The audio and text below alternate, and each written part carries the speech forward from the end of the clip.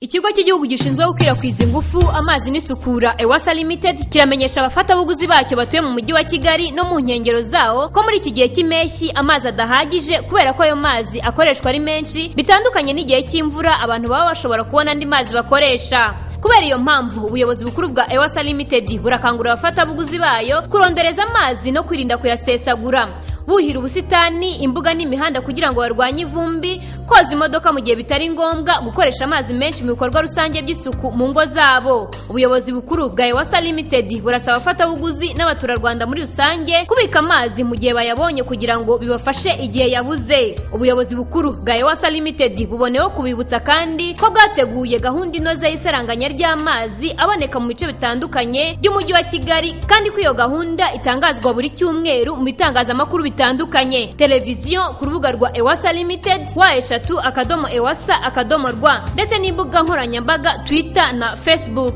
Mu gihe mwagize ikibazo cyangwa icyo mwifuza gusobanuza, EWSA Limited iboneyeho kubibutsa ko mwagana amashami yayo mubarizwamo ari hirya no hino mu mujyi wa Kigali, cyangwa mugahamagara abakuriye ayo mashami kuri nimero zikurikira: